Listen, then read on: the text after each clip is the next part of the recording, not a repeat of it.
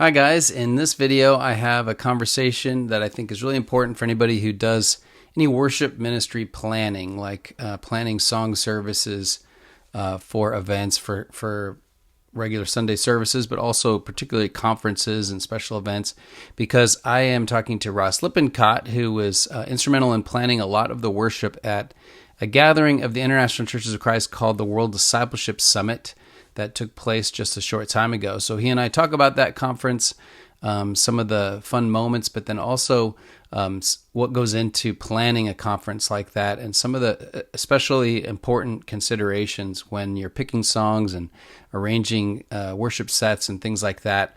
I think it's the type of thing that will be of interest to you if you're involved at all in worship ministry. So I've known Ross a long time. He's a gifted singer, songwriter, guitar player.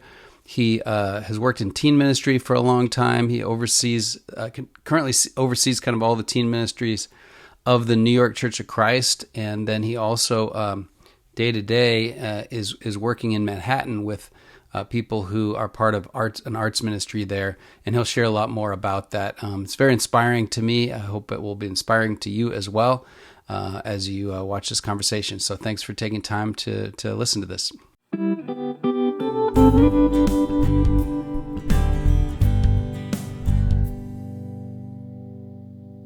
Hello, Ross. How's it going? Hey, Brian, it's going great. If you're watching this, everybody, this is Ross Lippencott, my friend and worship leader and minister, and lots of different hats that he wears. Many hats. But been working for a long time for the New York Church of Christ, and he's now serving in Manhattan. Got 3 kids. What else do you want to say? You married into kingdom royalty? Yes, I definitely married up. I'm a lucky man. I have an incredible wife. Yeah. Ross and I just were able to participate in the World Discipleship Summit, which is for the International Churches of Christ. This is the second one we've done now. We did one in 2012, and this one was supposed to be in 2020, and we all know what happened with that. So it was kicked out to 2022 in Orlando, and it was really awesome.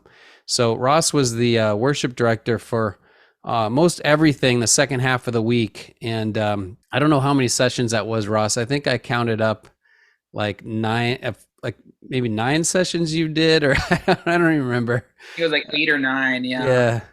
So, but he did a phenomenal job. So we just thought we'd talk about the conference and just worship leading in general, and just things that Ross has learned in his time leading worship and working with artsy people. He currently works with artsy people in New York.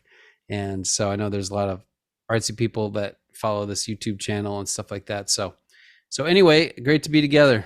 So, yeah. Oh, so great to be with you. So just what are some of your takeaways from the conference just right off the bat? Like as you think about it emotionally, is it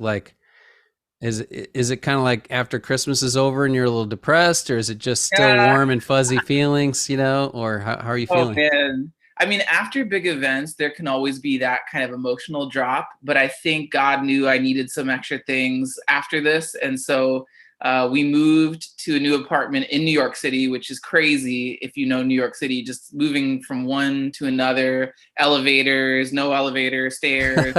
So we moved from an apartment and then, to another place, and then had our third baby. And we also started our summer camp, and I kind of got it started and then left, and I had raised up people, and they all ran it. But it was a pretty action-packed 2 weeks of my life with 4 It's so crazy. life events that were really right back to back, which is part of why I was in tears a lot of the songs of the conference.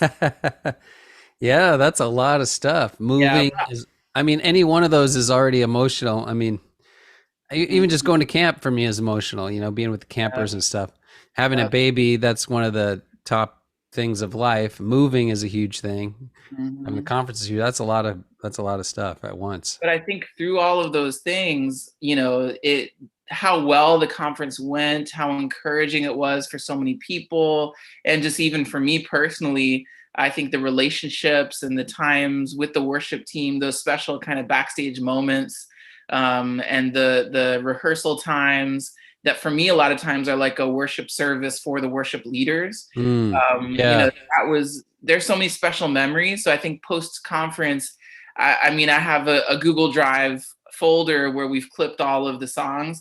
And some mornings I just listen to some of the songs and it just brings back that feeling and these great, emotions and just, it definitely is faith building. So I think afterwards, definitely, just feel like it will always be this conference for me will always just be a very treasured, special memory. And getting to serve alongside you, Brian, I mean, someone who has mentored me and been, somebody who I've really learned a lot from. I mean, that was just such a joy to me to get to work together with you. Oh, shucks. Well, that's why I invited you on here to. Yeah. I'll take my $5 later. No, that was awesome. It was so cool. It was amazing for me just to be able to take a step back. I planned the one in 2012 and it was a lot of work, but that was only like 4 main sessions, 4 or 5, I can't remember, but it was pretty epic. But it was cool to take a step back and just kind of just be there for however I could be used. And I was so proud of you and on all the younger worship leaders. I'll, we'll talk more about generational stuff later, but it was just awesome. It was really cool. And that Google Drive, I know you sent me a link. I haven't gotten on there yet, so I got to go on there and go through all that stuff. That's exciting. I kind of forgot about that, so thanks for reminding me. Were there any favorite moments at the conference with regard to the worship, how it went? Let me think about that. I mean, there were so many favorite moments. We were laughing on our, group chat about, I think you were saying, is it funny that my favorite part was when the sound cut out on Sunday? But I think that was definitely a moment. That was a huge moment. I think what was cool for me about that was I feel like it kind of, for those of you who weren't there, we were in the middle of this kind of medley of how great is our God and how great thou art. And, we had planned to do a cappella band dropout kind of stuff, but God it was in his plans that just the whole sound system would completely drop out. And when that happened, it wasn't like people sang louder. And it was so inspiring because it was almost like with everything with the pandemic and the challenges we faced, in our churches, in our country, and around the world, it's like we're still gonna like sing praises over the challenges. We're not gonna let it stop us from saying how great is our God, how great thou art. It was just so, I'm getting goosebumps right now. It was a special moment. I think for me, singing "God Will Work It Out." And that was right after. That was like the next song. And it was like, hey, this happened. We had these downs, and literally in the moment, God will work it out. But for Manami and I, that's just been such a song that's been a theme song for us over the last 6 months with everything we've been going through, and it just was so special to get to sing that song with everybody. For me, also singing "I Thank God" on Saturday morning routines. I never knew that song before. That was a fun song. That's a pretty awesome song. So much fun. And that was a blast. And and the African medley on Friday night. Yeah. I think that was, to me, that was like in planning the conference and kind of the contour. That was your first piece.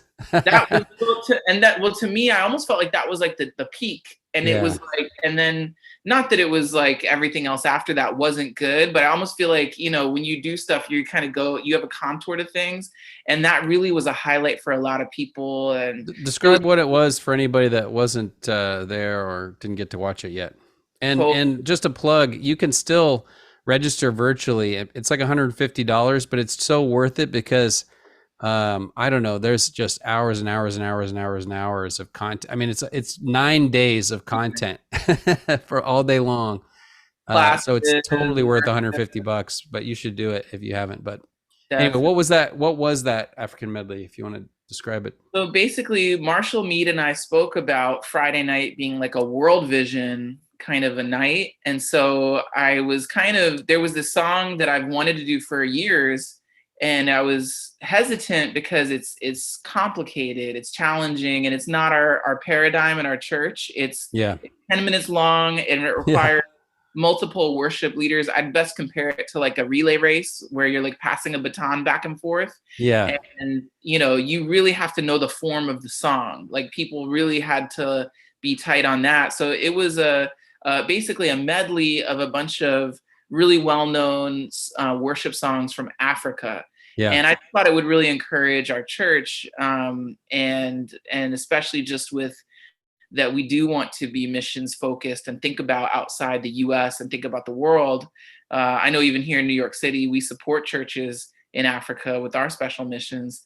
And so it was just, we had dancers, it was just a highlight Yeah. song. And it was a workout. We were all drenched at the end. I was talking to one of the brothers here in New York who's Nigerian, and he was like, that's how worship should be. You should be drenched at the end. At least in Africa, that's how it is. He's like, we all just sing for a long time in the Yeah. worship services. And I love that, you know. And whose mom was it that was on stage? So Tina Crawley's Tina mom Crawley's mom. That was so cool. she was dancing, and that was just One a of the special moment dancers. because she comes out and she's kind of revealed behind these scarves or these kind of silks, and right as they kind of move them away, the line in the song was, "You are good and your mercy is forever." Mm-hmm. And it just kind of reminds us, like, no matter how old I get, God is merciful to me. And from it reminds me of lines in the song like 10,000 reasons, you know, from life's first cry to final breath, Jesus can be your destiny. So I just love, at the youth and family conference, I just wanted to thread in anything we could that hit from people that got babies to, you know, empty nesters and those of us who, you know, are older. And, you know, I think it was a really special moment. Yeah. I mean, just like you said, so when you watch it, you'll see like it was, the execution was like on the level with like a musical number, right? In musical theater or something, because there was a lot of stuff to not miss, and you know, a lot of movement on stage and all kinds of stuff. But the songs themselves are super singable and super catchy, and really just the earwormy songs. Like I could not get away from those songs. Right. Weeks after, just going over and over in my head. They're so catchy. So that was really cool. And just doubling back to that moment where the sound cut out. Yeah, that was just one of those God moments. You know, I've had some of the, you know, those in my life where it's like, that had to be God, because the timing of it was just in the right spot where we had planned to drop out anyways. And it was just like you said. I mean, if it had dropped out on any other song or any other moment, the church might have not been able to keep going the way they did, but they kept going through, you know, a whole bridge and then the chorus again, and then transitioning into How Great Thou Art with no sound. And this is like 5,000-6,000 people. A lot of people. Tony did a great job of just directing them, but it was just so cool to hear all their voices belting it out. And I thought the exact same thing as you said. Like it was, you know how in the Psalms are sometimes like there's a poetic reenactment of something that happened, you know, where David says, you know, I my foot nearly slipped, or, you know, where he talks about, you know, you rescued me out of the pit and set me on a rock. And, you know, that must be some poetic reenactment, or sometimes it'll even say in the text what it was. But that to me was like a poetic reenactment of the pandemic. Like you said, it's like everything shut down. Right. And the church is just still singing How Great Is Our God. And it was so cool.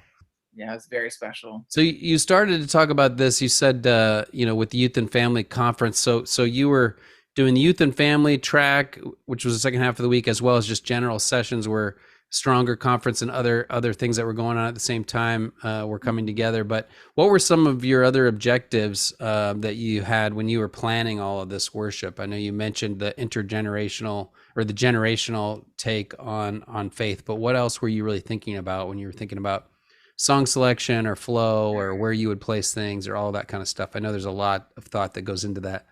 So much thought, so much prayer, so much thought. I think that, you know, when I sat back at first and was just thinking like broad strokes, I mean, the number one thing is that the objective was just encourage, inspiring people, you know, and I just wanted to think of what songs are people going to want to come to a conference and sing, you know, and what songs are they going to come and feel like, you know, I connected with God. And these are songs I know, so I think that I just was thinking about what would encourage people to sing, which includes kind of a mix of genre and style, because I think that a lot of people, there's just different types of songs that different people connect with. For And so I sure. tried to, in each major session, kind of have something that was, we really tried to get some gospel stuff in there. Yeah. Um, and try to get some contemporary Christian, some things that are, and even now amongst contemporary Christian, there's like older contemporary Christian and Yeah. newer contemporary Christian. So like Yeah. some of the Maverick City stuff is like the stuff that's like right now, Right. But then some of like the Here I Am to Worship is like a very well-known song and it's contemporary Christian, but I mean, this is, It's now way it's back. Yeah. an older song. And so, but then trying to get hymns in there, a balance of a cappella and, I think so that was a huge goal, was balance, Yeah. and really just doing my best and doing our best to, have, you know, there be some times where it's not all band the whole time. I mean, I'm Right. a musician, I'm a guitarist. I love band. Have played in bands. But I think that if everything is here all the time, then there's no room to kind of have Yeah. some dynamic. And so there is something really special about a cappella singing. And that was important to me, that I felt like in our fellowship, where we come from, that we really include that. Yeah. And so that was great. Another big focus for me, or objective, was just to really kind of stay in line with the theme. Mm-hmm. I felt like the I theme was noticed that. so good, like vision. Sometimes, and maybe you feel this, Brian, but I will work with, other evangelists here in New York or other places and do conferences or do retreats.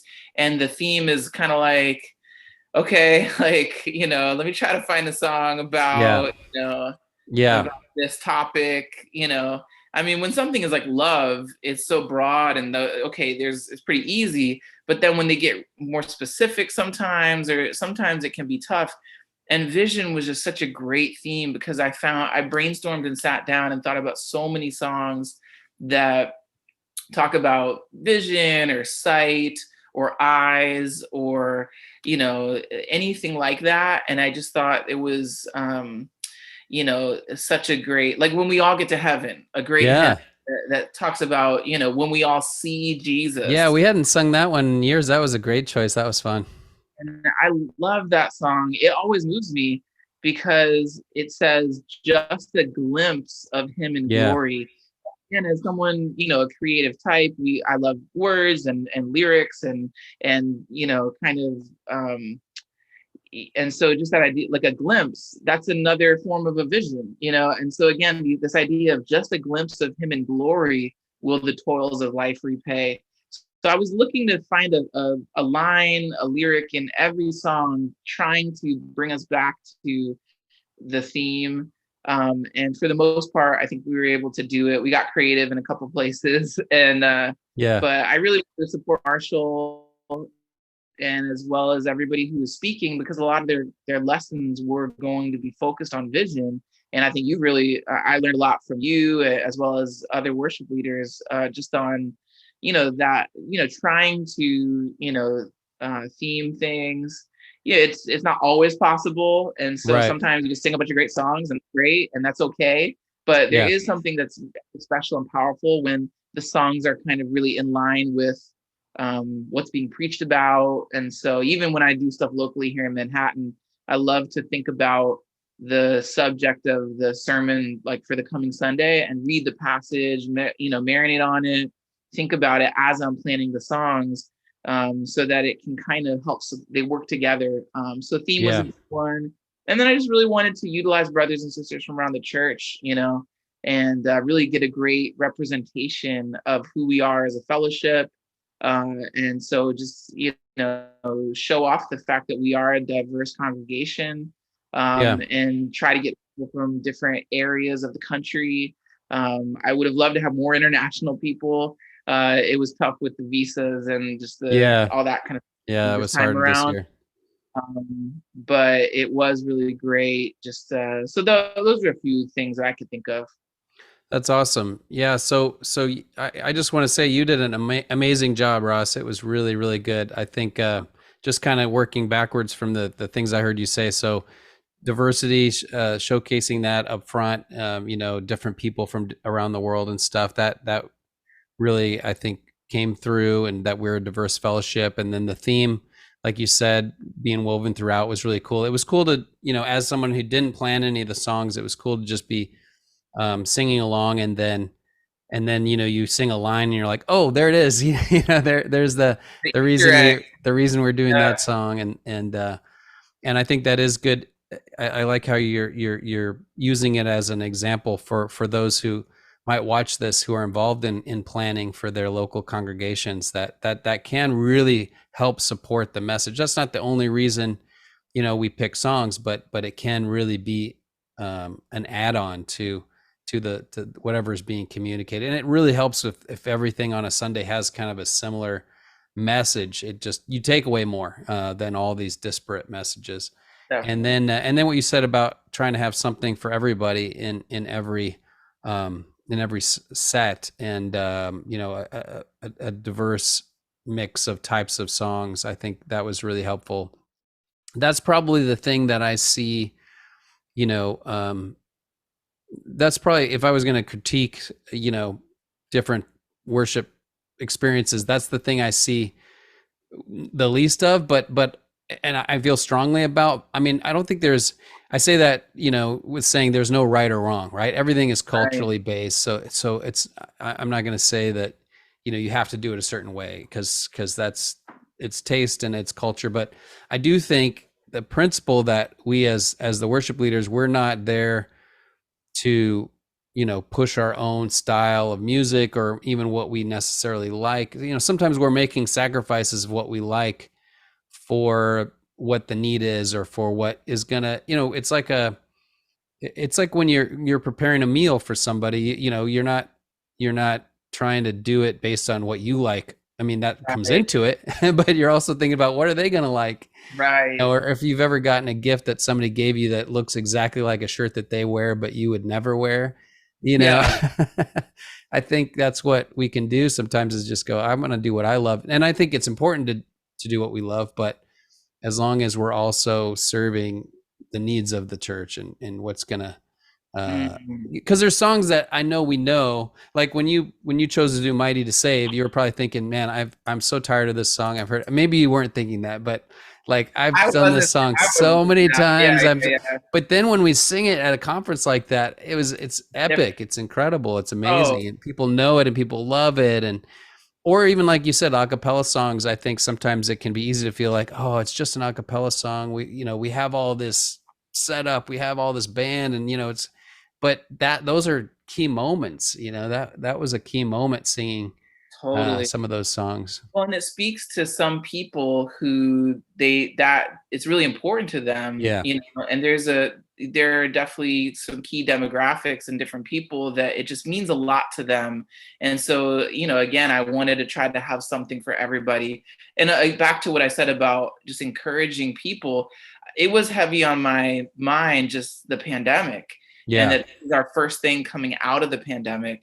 And so I just kind of was really thinking about that, like that, just really wanting to choose songs that I felt like the lyrics, the message of the songs was really meant to be uplifting. Not, I mean, of course, the songs we sing are all uplifting, a lot of them, but just thinking about, okay, what's really going to help people connect after this time we've been so separate. Yeah. And so that was a big kind of part of it as well, was just keeping the kind of our current state of things in mind as well. Yeah. That's awesome. So, was there any other, before we kind of move on with from the conference into some other stuff I wanted to talk about, is there anything else that you feel like, or maybe as you think about worship teams, is there any other values you feel like are really important to keep in mind when you're planning worship services that we haven't already talked about? Um, I think we talked about a lot of them. So just if there's anything else that comes to mind that you think, oh, this is really important to hold as a value, because everybody's, like I said, it's going to look a little different in every congregation. And I think it's important that we say, I don't believe, and I know Ross doesn't believe, that there should be this carbon copy kind of thing going on Right. in churches in general, or even in the international churches of Christ. Like, it's really cool when we have our own take on things. And that's, as a songwriter, I just love that. Like, I ran across a song yesterday that it was kind of an obscure song that I'd written years and years ago, being sung in the Philippines, and they had their own take on it. And it was just so cool. Right. I love that, so everybody should have their own take, but Mm. there are sort of principles that I think go across the board. Obviously God being first and being about lifting him up, but anything else that comes to mind. That's a good question. I mean, I guess just remembering your audience, I mean, I think that for me, here as an evangelist, I mean, when I speak, I'm thinking about who I'm talking to. And so when I'm speaking to the teens, when I'm speaking to the campus, or when I'm speaking to like our region here in Manhattan, depending on the group, the need might be different. And I think that as we're planning worship, it is, you want to think about, the same way that, if you're writing a sermon, you're thinking about what is the need of the hour with the group, and what is the, sometimes like this really like, very kind of intense or high energy song might not be the thing that is the need of the hour. Right. Like I even know at the parenting class, they were kind of doing two spoken, there was two speakers, and there's gonna be a song separating them. And it was hard to really think like, okay, is the ethos gonna make sense for me to like do this, like pick a song that's like, all right, let's get up, and are you fired Yeah. up? Let's sing a, Yeah. and I'm like, it's a Friday morning. And so it was a little bit more, it was this kind of traditional Irish hymn. It's Oh, like that a was cool. very well-known song, and with Be a thou really, my vision. yeah, be And down it my fit the theme. vision. Yeah, I was like, we got to do this one. Yeah. But I think that I really wanted to do something that was going to be a little bit more reflective, and be something very worshipful and heartsy for these parents who, we know as parents, you go through stuff as a parent. And so we got to Right. say, okay, be thou my vision. No matter what happens, you're the Lord of my heart is kind of the message of that song. And Yeah. so, I think it's just like, I really try to think every session, what is the audience here? So the parenting, I chose some songs. The teen session and the middle school session on Saturday morning, I didn't choose hymns. I mean, Yeah. some people love hymns. Some of Yeah. them can't even sing bass yet, so Right. they can't hit the low notes. So it's I think I was doing a little bit more of like contemporary stuff for Right. the youth. And so I just think it depends on the audience. But and then if you have a mixed group, you're really trying to, okay, how can we do a little something for everyone? So that's all I would say is like a Yeah. value is definitely just I think the same way that we're, like you said, with a meal, or just whenever we do things as disciples, we're trying to think about others. And so, like you said, we really do have to sacrifice things we want, for the good of the whole. Like Yeah. what is going to be best for my brother, or for my sister, and so what are songs that is going to really mean a lot to them. And That's so great. thinking of the Yeah, audience. I noticed that, with the teens. Also, you didn't just do, like, you picked stuff that they would probably know, but then also a couple more new ones that they might not know but are really easy. Like Glorious Days. Like, it has that part everybody can yell. Ran out of that grave. Even if you never heard it before, you get that right away. It's pretty easy and danceable and fun. And yeah, Totally. That was, and I that's, think God was like that. It was oh real my catchy gosh, and quick. that song is, Byron introduced me to it, and that was in just talking to him pre-conference. And that was actually a last minute addition, but I felt like it just really fit so well. And it was, it's a longer song. And in planning with the person who was in charge of kind of speaking in that track, they were looking for like two high energy songs. And I was Yeah. like, we could do one longer high energy song. And they were like, okay, that works. And so that one was just, it was great. But the last thing I'll just say on this is that actually brings up for me something, which is, I think, something I've really learned from you. And that is, limiting how many new songs we do in a service. Right. Right. Yeah. because I have heard so much feedback from, you name it, from, conference attendees, from just our brothers and sisters, from, leaders, from all different people who have gone to things and felt like I didn't know any of the songs, Right, and right, that's really hard. It's getting harder to know what's a new song for one group may not be a new song for another group. So that's even a right, thing with where we are at now in worship and in our churches, because things are a little bit more wide open. And so you right, get stuff from all over the place. And so I really try to take that into account, which is why I chose certain songs that I felt like were fairly universal. right. Um, like A Mighty to Save, I was like, okay, I think everybody kind of knows this Yeah, one. Or like How Great Is Our God. I'm like, okay, I know we know these songs, but like you said, there's only certain songs that when the sound system cuts out, people are like know it so well. But back to the point is that I did feel like I wanted to get new songs in there, but not do too many new right, ones. Wanted like back to the initial thing of my goals and objectives was just encourage people. And I think what's encouraging for people is when you go to something and you sing songs, there's a sense of absolutely. Yeah, familiarity. But I also wanted to throw a few in there here and there that really pushed people and opened up some awareness to like, oh wow, I really loved that song. Like I think a lot of feedback after Sunday of the conference was I had never heard um, the Maverick City tune, the God Will Work It Out. A lot of people were like, I never heard that before, but I loved it. yeah. And so the new songs I did choose, I tried to make them be very simple. Really So that it wasn't, strategic too. Yeah, yeah, so that it wasn't like really, really hard to pick up, like stuff that was fairly easy, repetitive. But I do think that's a pitfall that some people can make. I mean, we've all made this mistake, but yeah, too many unfamiliar songs and I think we get excited because we have all this material and these ideas, and it's like we just got to be patient and take it slow in introducing it. And you see like, well, locally at least, it's like we'll try something and sometimes it sticks and sometimes it doesn't. But if you try to do too much in one service, I think that right, you lose people. right. Totally. I totally 100%. I mean, you're singing to the choir there.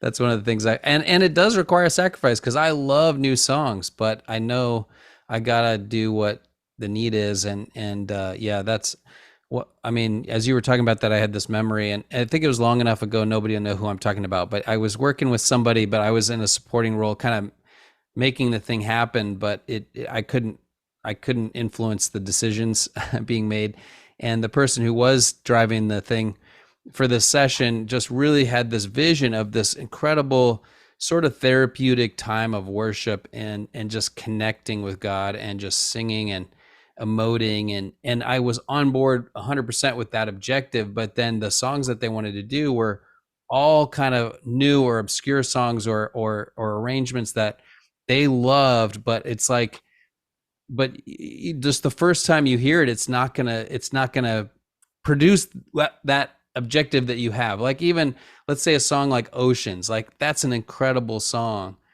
like, but the first time you hear it in a worship setting, you have no idea what to sing. It's just because it's Right. a beautiful melody that's not intuitive. And now, but after like 7 times of singing it as a congregation, it's epic. But that first time is gonna be, because of the type of song it is. And there's other songs though, like some of those African medley songs, you can immediately sing them because they're so simple. So it really, you have to be sensitive to that for sure. So Totally. That song, the African medley, was so tricky because it's so simple, and even musically, there'll be like a long stretch where it's like 1 4 5. It's very yeah, simple stuff, and then it'll like bam out of nowhere, all these crazy gospel changes that it's like, what in the world? And it's like in it was, between, kind of in between things. Yeah, yeah, yeah, and so that it was like you can't, it would catch you sleeping. You can't like get too caught up, but. No, you're totally right. I mean, how many times have we listened to a song on the radio and you're driving and there's some new song and you hear it and you're like, I don't like this, or, and then the more you hear that song, they play these songs on the radio all the time. And by the time you've heard it, a bunch of times, you're like, oh, I really like this song. And it's yeah, that, and, when the first time we didn't like it, but it's just familiarity makes you like something, a lot of sometimes. yeah. And so I think that definitely that's a factor, is just that, being familiar, with the song. Yeah, So totally. When you were talking about the African medley and the crazy gospel chords at these certain moments or these hits at certain moments, so this was the first time. Just to kind of go behind the curtain here for a minute, I was at a conference where we had someone on a mic who was guiding the band through a microphone that is not in the house, so no one can hear this except the people on stage and our in-ear headphones. And so because everybody is on in-ears, which is kind of new for some of our congregations. I know, Ross, this was your first time even using in-ears, but that gives you the ability to do something like that. So like, for example, on that song, we had Ralph Bierhorst, amazing musician and musical director himself.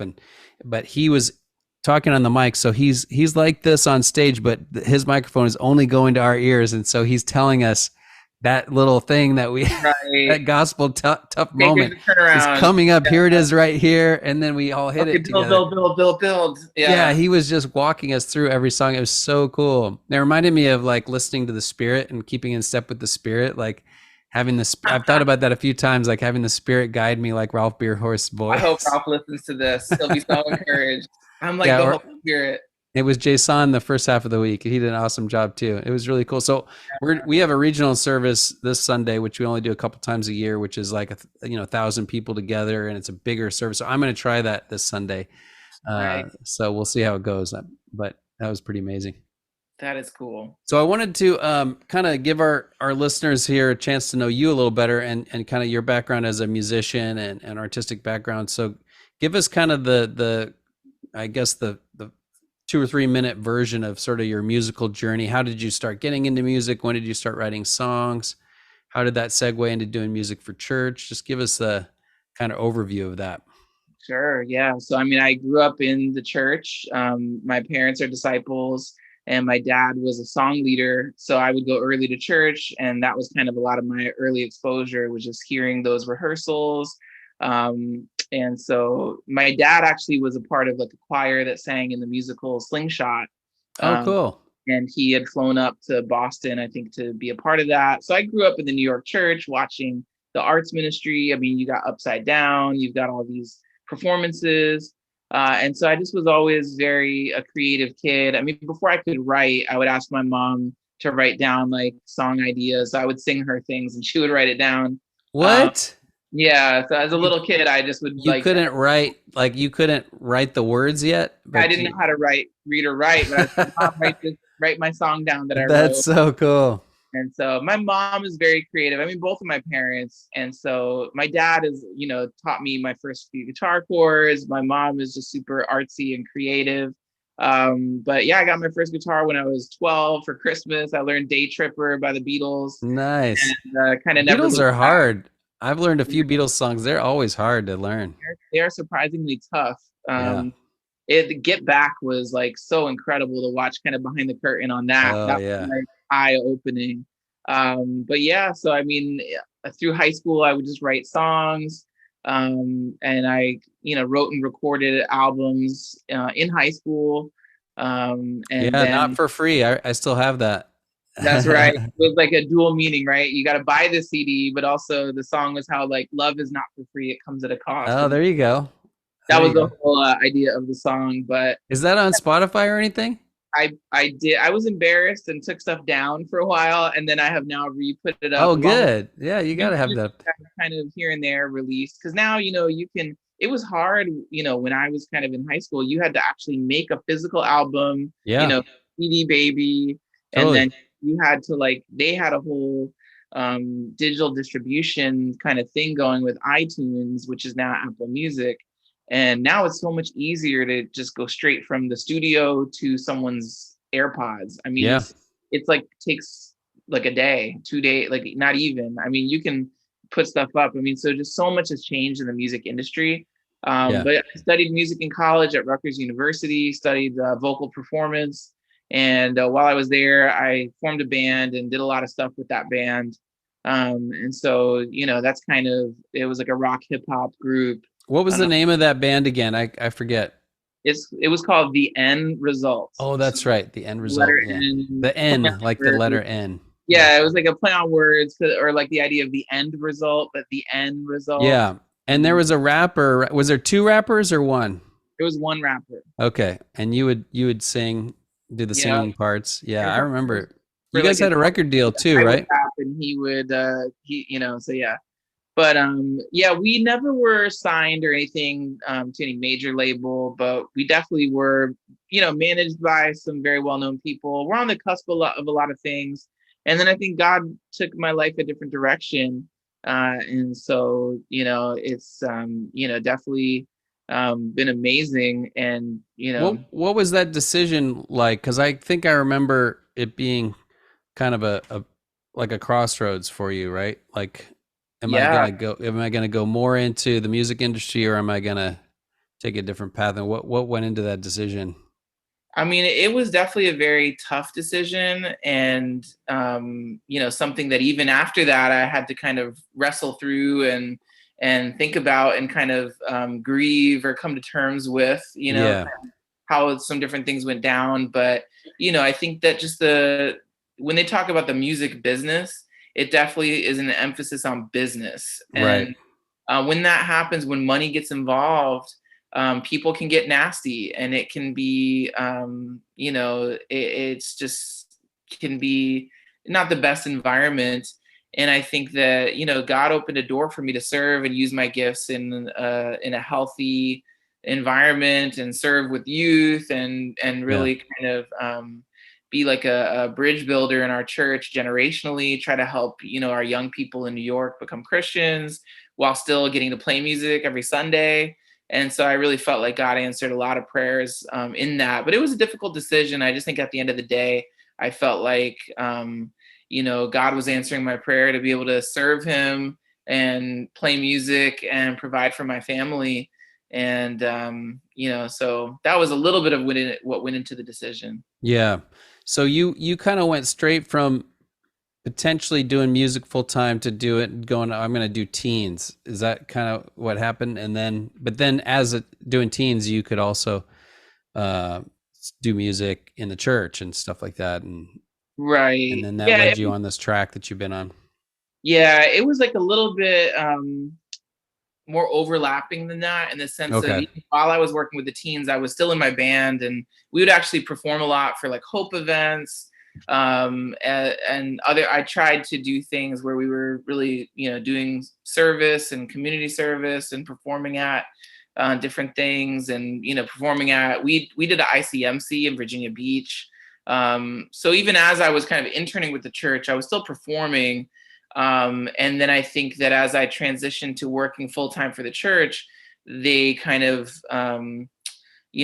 pulled me in to lead worship for the New York church. And so that was kind of a little bit of how that transition Gotcha. happened. Yeah, I can relate to some of those feelings, and I appreciate what you even said about grieving, or like, because it is, you grow up with certain dreams or certain ideas, and um, I can't remember if I've shared this on this platform or whatever, but I think now for people, even it's even, everything is faster moving, and it's kind of like you said, it's like, and with YouTube and everything, it's like even a faster trajectory toward to some of the stuff that people go through, and I was playing out and stuff like that in college, and we had a band, and we won the battle of the bands at CU Boulder, and we were just kind of doing stuff, and kind of wanted to maybe kind of get into that. And then I moved out here to LA to help with the church. As the church was young, they need, we're asking for people my age to come out here and help, and kind of entered into some music industry stuff out here. Obviously, here's in LA, that's where people come here. But it was just the culture of trying to pursue that dream was just like, I can't do this. I don't feel like I can do this and follow God at the same time. At least for me, like, that environment was so, at least at that time, the early 90s. I mean, that's kind of the height, I guess they say now, of the music industry's power, because then it started to degrade Mhm. after that. So the Right. 93, 94, 95, 96. I mean, that's when these record companies had the most power, and people would do anything, like sell their souls. It was like, it's like that old trope of making a deal with the devil. Like, that's Oh man, Robert literally Johnson. what people would do. And it's scriptural. I mean, Satan told Jesus, I can give this power to whoever I want. I have all of this at my disposal, and I can give it to whoever I choose. It says in Luke, the Luke version of Mm-hmm. that. And I'm not passing judgment on anybody who went into that, but I'm just saying for me, it was like I can't. And so God, you're going to have to take this dream that I have and use it in some other way, or you're just gonna have to take me in. So God did that. I feel like in my life, like use my songs or my talent in ways I didn't even anticipate, or in a way that brings Him glory and not me glory. Right. And No, that totally makes sense. yeah, Yeah. It reminds me of the story of Joseph because I heard a sermon once preached where they talked about God makes the dreamer, God breaks the dreamer, but God will never forsake the dreamer. And I think ooh, we have these dreams, and God gave us these dreams to use our gifts and our talents. But it doesn't always go the way we hope or exactly how we think, and that right. can really, we all have experienced, or maybe not all, but some of us experience broken dreams, or and that can be really tough. But a lot of times God breaks us just to rebuild us and make us into something even more beautiful than we could have imagined at the beginning. And so that totally makes sense to me what you're saying.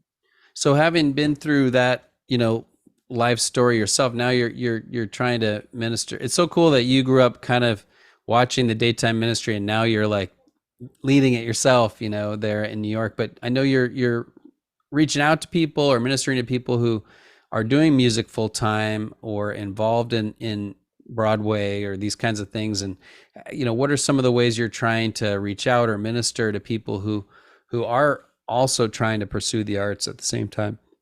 Totally. I mean, and I mean, just to your point, before I answer that, I mean, I think I feel called here because of my experience, and I think because New York is such a place where people come with dreams, and it's the Alicia Keys, Jay-Z, the concrete jungle where dreams are made of, and just that, the idea of New York being a place where people come to pursue dreams, and sometimes amazing things, and many times amazing things happen, but also it's very challenging, and things maybe don't always go. It's also a place where dreams are broken, Yeah. and it's like, we're there with the love of Christ when that happens, Yeah.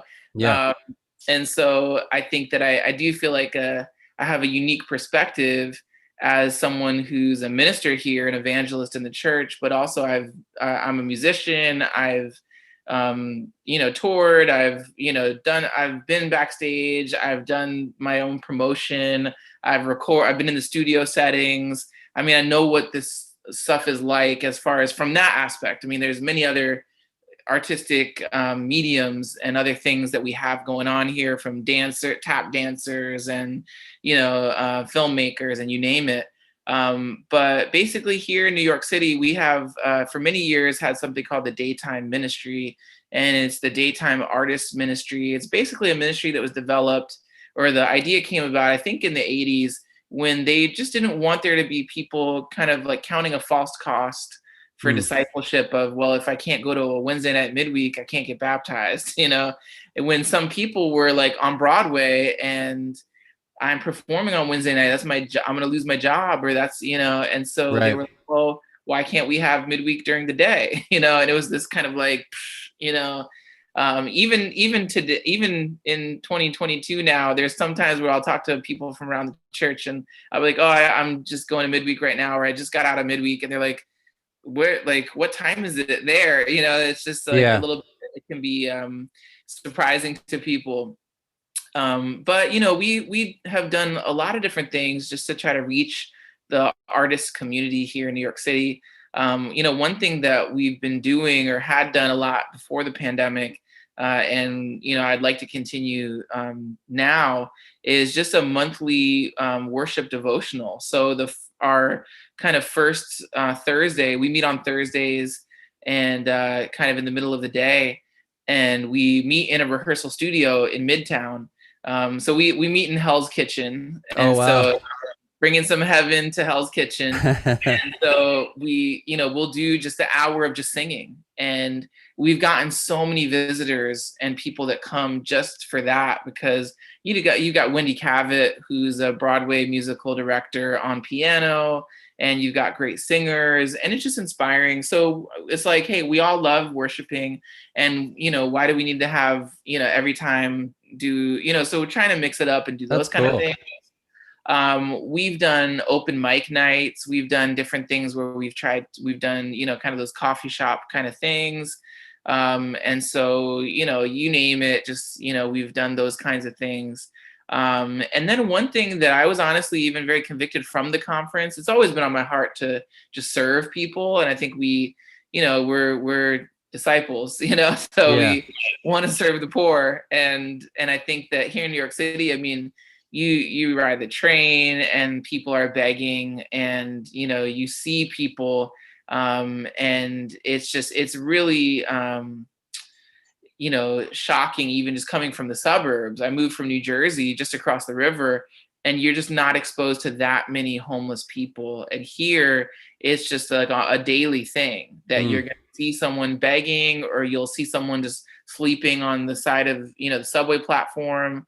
And so we've done now a couple times, and I'd like to continue, but we'll just make sandwiches and brown bag lunches and just go pass them out to people. And we've done that as our midweek service, and really That's turned it awesome. into a church service. And so in our rehearsal studio, we'll put tables out and kind of make a little assembly line of food, and then we'll kind of break into some teams that go out in the subways and go out places. And it was a part of a service campaign as well that we do for 9/11. We Yeah. call it 2996, and we try to have the whole church serve 2,996 hours to honor each life that was lost on 9/11. Wow. That's And powerful. actually, we just had our 9/11 service, on September 11th, just a few days ago. Again, here it's a big thing. I'm sure. And so we really try to do whatever we can to recognize and honor, and also kind of pay respect to the lives lost. But it was like I think we served in total like 3,500 or 700 hours. I mean, just it was amazing. This was our Wow. first time doing it after COVID and after kind of lockdowns. And so, yeah, just trying to get artists using their gifts, serving.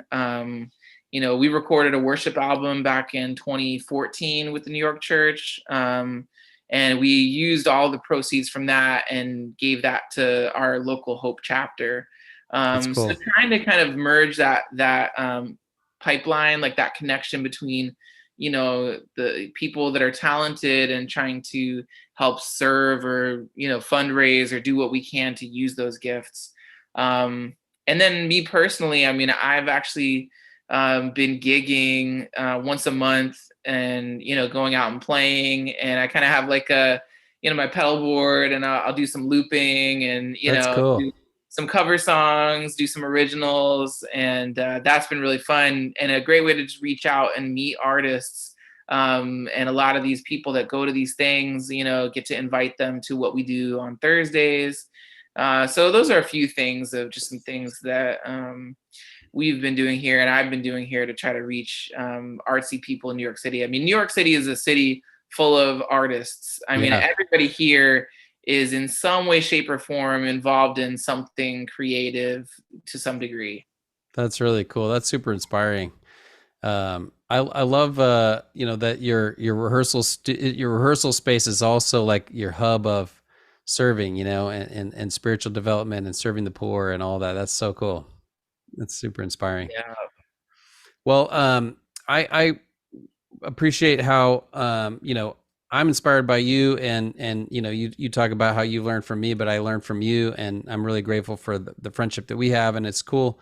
Even as you were talking, I was thinking about the days of the daytime ministry. When you were describing it, I was like, I remember being a teenager and how that inspired me, like Sherwin McIntosh and Teresa Davis, at the time was just Mhm. these are like famous people to me, that inspired me so much and changed my life, forever. And it's cool how there's the generational aspect of the kingdom, and how that could be a part of worship ministry. But how is, just to kind of close out, I mean, how is generational dynamics played into your life and development in worship ministry? And then, how important is it? What are what are some considerations when it comes to generational aspect of worship?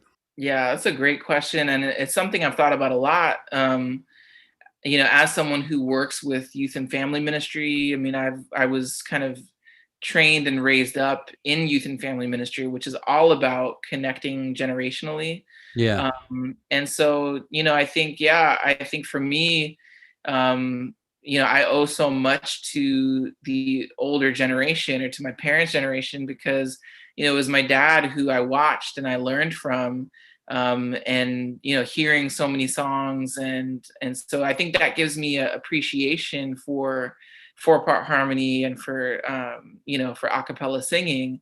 And so I think that I just really appreciate and people like your dad, who Yeah. I've worked with for many, many years, and who I think just has a great philosophy about worship and about the importance of music. I think, you know, there are times um, where worship is not always valued, Yeah.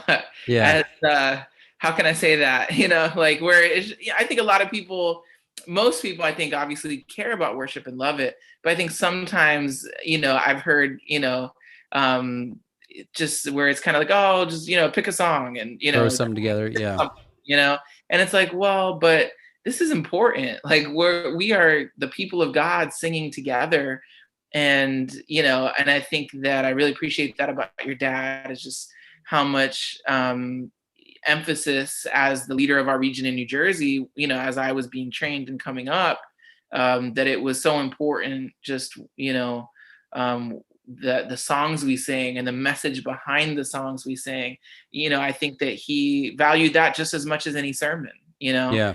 And he was like, sometimes is more important, and I Yeah. think he got that. And I think I really got that from him.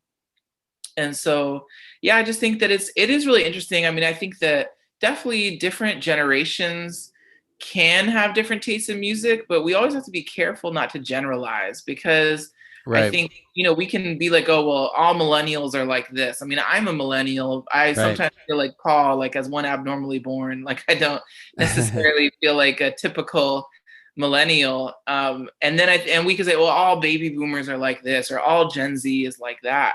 And I Yeah. think it's never good to, well, that's a generalization, but it's not good to generalize, because I think actually people have a wide range of tastes and songs they connect with, and even like Yeah. no group is like a monolith or like this this thing that we can just like identify everybody who looks like this or is this age or comes Yeah. from this place that, well, you must like this song because I know plenty of people that, are different skin colors that like different music and you wouldn't expect it, Mm-hmm. or are different ages and like different kinds of music, and I think that there are some, baby boomers who I think some feel like, hey, I've been singing this song for so many years. I'm a little tired of it. And the contemporary Christian song, like a new song. I love this. I like Yeah. this, and they like the instruments and they like the new song. And then there's some millennials and Gen Zs that I think really connect with it. It's all about authenticity, right? And so going back to these like ancient texts or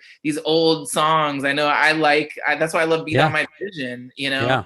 and I think so. I think we just have to be careful not to generalize and assume that, oh, younger people just like the newest songs, or that older people are just hanging on to the songbook and only like the hymns, and Right. because I just don't think that's true. And I think that there's a mix, and we've got to kind of figure that out. But I do think that there are songs that speak to different generations, or maybe it means something to them because of it just reminds them of a time in their life. I mean, I remember a sister here on staff who was telling me and asking me, hey, can we sing a certain song at our staff meeting? Because she was like, it just reminds me of like when I was in campus, or it reminds me when I Yeah. first came to church. And so I think that there definitely is, there are some generational things there. And I really appreciate the openness, of the older generation to kind of, be willing to try new things. And I think that just all sides need to respect each other. And kind of like to what you said before, if I'm hosting people for dinner and somebody is coming that has a peanut allergy and they could possibly die, because they're going to eat a certain food, I'm not going to make that because it's not going to be good for them. Right. And maybe it's an imperfect analogy, but just that, like whatever we're cooking up, we want it to, really be edifying for the other. Like that's what we're trying to Yeah. think of. And if everybody is thinking of the other person, then it's all going to work out. Right. When everybody comes to the table like just me, well, I think that's one thing that I don't like hearing, when people are like, well, what I really need, or what we really need to, Yeah. it's like, I think that's when worship really becomes just about us. And you start to wonder, well, who are you worshiping? Yeah. Are you really worshiping God? Because we can worship God with any song and any genre and any style from Yeah. any time period. But I think that people have to be careful of self-worship and Yeah. worshiping their own opinions. Yeah, totally. Yeah, I love the word that comes to mind when you're talking is just celebration, like celebrating different styles, different age groups. Just I think, and I think you exhibit that, like just a enormous amount of respect for the generation before you. I'm a little bit older than you, and but you and then my dad is obviously my dad. So but your relationship with my dad through the years has always been really inspiring and really cool. But then and now you've got younger guys, Mark Persing Jr. And I mean, you and Tony to me are young. But then you Thank and you. Tony have got Yeah. Jason and Mark Persing Jr. and younger guys that you're training now that are fully professionals, fully trained. But Oh, and then totally. so it's really cool to see that happening, and it's true what you said. Don't immediately assume that certain generations like certain things. And I loved when Jason said that at the conference, that when we talk about the future of worship and the ICOC churches, it doesn't mean like it's excluding, like the old songs are always going to be part of the future, and it's just that we want to go in new places as well, and just sort of celebrating all of it. Like I love that we could celebrate all of it, and that on a Sunday in our services we could have young and old, and somebody in the teens, and somebody who's a 60-year-old woman singing, and like just a real mix of, and I don't think you see that in some of these worship videos. You know what I mean, where it looks like a reality show. It's just all Right. young beautiful people. Exactly. Yeah, it's really cool to celebrate this. And it's funny what you said too. It made me think about my daughter, she just turned 18.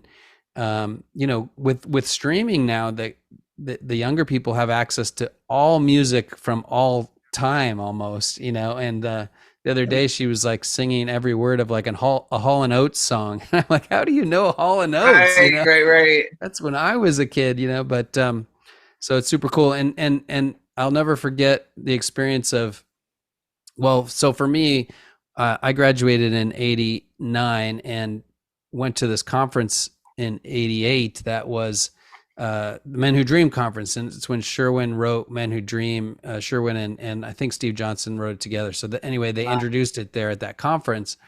And then like fast forward, my son, I went to an ICMC maybe 5 years ago, and my son, my oldest was there. I went with him. I wasn't doing anything. I was just there, and they closed with Men Who Dream, and the students went nuts. And I was like, wait, they know this song? Not only do they know this song, they love this song. And it's like, now it's just like all the younger people. I mean, somebody sent me a clip of the dance at the conference when somebody put on like a house version of Men Who Dream, and the whole crowd was just going nuts. Like it's just so fun. And even at the conference, we were going to close out with, a lot of times you have a final song and then you close with just jamming. So we were just jamming on Men Who Dream with no singers or anything, but the teens, like, and they all were like mosh pit singing the words to Men Who Dream. It was so cool. It's just epic. So I just love that about our fellowship, that we could really have a celebration mindset of all these different things, celebrate the past, but also celebrate the future. So it's super cool. Yeah. And I so appreciate you. I mean, I just think about, that, you know so much of the history of our fellowship, and even your family, and just Lipscomb and all that stuff, and and I think like just to come from just no instruments, and I Yeah. mean really trailblazed bringing a guitar in there. Now it sounds funny, but that was a big deal. And I think even here in New York, I think that because of what you were doing, I think that people saw that, and then I think saw, oh, how that I could do that. And even here in New York, I mean, it was a lot of a cappella singing. And I think it was really around 2009 or 2010 that they were asking me to pull together like a worship band. We hadn't really had that before. And I Yeah. mean, that's not that long ago. Like that Yeah. was Yeah. It's true. 10 years ago. And they maybe had like special things here and there, but it was like performance, and it Yeah. wasn't Yeah. considered worship, Right. because to use instruments in worship, that's a whole nother thing. And Yeah. so I just really appreciate you. And I think just, how you really have, paved the way for many, many people in our fellowship, and just bringing instrumental music in, or bringing instruments to our worship in a very tasteful way, in a way that's not, overpowering. But I think you really have a deep conviction about what we sing, and have written so many songs. We were singing your song today. We sang Home in Heaven in Oh, the art. nice. I sing your songs all the time. They're amazing songs. And, I just think that I really, really appreciate you, and just Oh, thanks, Ross. what you've done, and how you've served, not just in, LA, but just, throughout our churches and our fellowship. And it's just definitely so grateful for that. But we appreciate the acapella stuff. Yeah. I'll say this. I remember as a kid, like going down and seeing my dad, like the morning of, and he was not full time in ministry. He worked at a job. So, I mean, I have so much appreciation for volunteers because of Yeah. that. But I mean, I remember him sitting down at the table, the breakfast table, and would like have a songbook out and write on a piece of paper, like the songs and what we're going to do for that day. And I just will always think about that, and think about just how far we've come, like Yeah. planning center, and you plan things months That's right. in advance. And it's nothing bad about it, just was a Yeah. different time. But I also think that to grow up having, sung so many songs like that, I think I have those songs in me, Right. and words in me, where as I hear a theme come up, that I can think about, like, the verses of a certain hymn or a song, because it's a part of my kind of palette. And then Right. it's a concern of mine that I hope we don't lose, that Right. our younger people, they're not we're not going to sing every song. There are going to be songs that kind of need to be retired, or maybe needs to be Yeah. hung up. But I mean, there are just some songs that, I really hope, and as long as I'm involved, I'm going to want to schedule them and plan them, and get them in the mix, because I just think, there's just so much depth to them. But I do think, speaking to that earlier question about just the generational Yeah. dynamic, I owe so much to the generations that have gone before, who have kind of, taught me the songs of faith, Yeah. and really appreciate that. That's awesome. Yeah, what you described about your dad picking those songs out of the songbook, yeah, I agree that we need to keep that vibe, because there are, I mean, at a baptism, or at a leaders meeting, or a small gathering, or or there's times that, like, you can't pull out, like, you Right. know the fancy new song, what I mean, like, you need to have those still in the rotation for those moments, of just, and those are really solemn, powerful moments. It's just great to have both. I love that we could have a fellowship where we have both. We can do the latest um you know elevation song or whatever, but also we still have those. We could still do blue skies and rainbows, at a Right. leaders meeting or whatever. So I like to try out songs at our staff meeting, because our staff meeting is about 15 people or something. And so if one of my songs will work at a staff meeting, I know it'll work with the church, And so yeah, I think it's important to keep simple songs and keep old school songs in the rotation and stuff. So, well, I know I've kept you, and it's getting late where you are, so I'll let you get going. But anything you want to plug here? As I know you mentioned the Remember Him album. Where do we get that? You just search Remember Him, HYMN, Yes. and you'll get all your YouTube videos. And I know if you search on YouTube, you'll get them all. I think if you just search Remember Him. But is there a better way to get there? Yeah, I mean, you can look it up on YouTube and search for Remember Him. It's also on Apple Music and Spotify. It's on, like everything these days, all streaming services. But yeah, that project is a little bit older now. It's like, I think from 2014. And so that one is But you kept that sort of brand, for you, lack of a better word, when you did all your quarantine stuff, didn't you? Or was that under Quarantunes? That's under a different.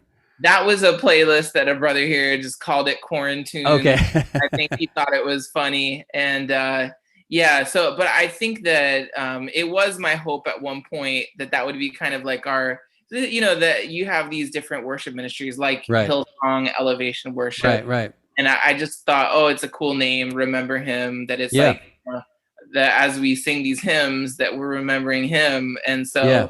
so who knows, maybe we'll pick it back up, but it's kind of like the unofficial name of our, New York City church congregational worship team. And so there is a new song. I mean, I've written a few, and there's things here and there. But there's a song that's on that Remember Him album called Heal My Soul, which is a really great reflective song. And there's a whole story behind it. My mom was in the hospital. Mm. And definitely means a lot to me, that song.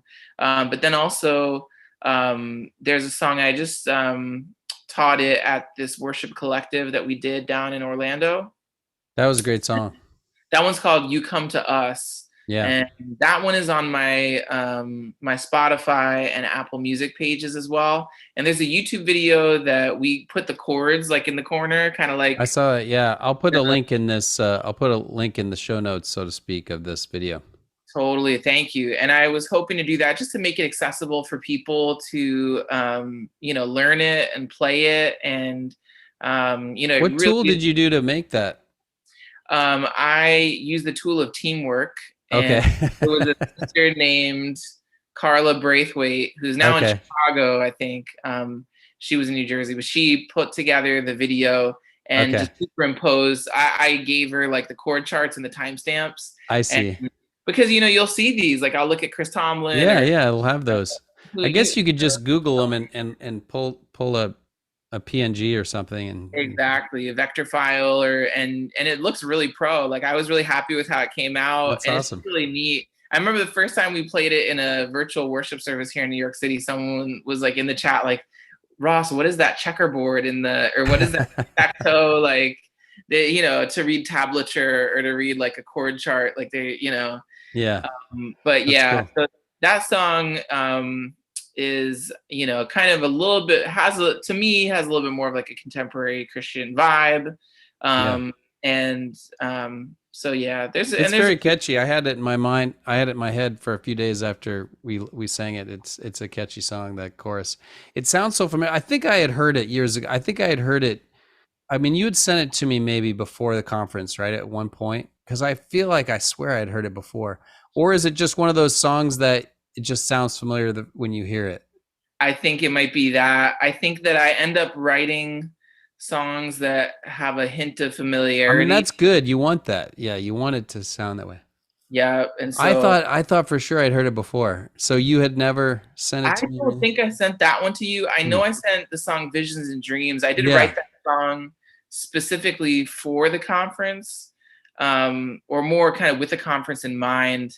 I had been at that Panama ILC, and we were kind of worshiping with people from Central America. And I just was inspired and thinking of Orlando and it being kind of more Caribbean, you're kind of down. Yeah, that was a great song. I wanted it to have a feel of that little, like, boom, ta-ka-ta, ta-ka-ta, ta-ka-ta, and my son Thor, he was like needed when he was a baby, like I really had to rock him hard.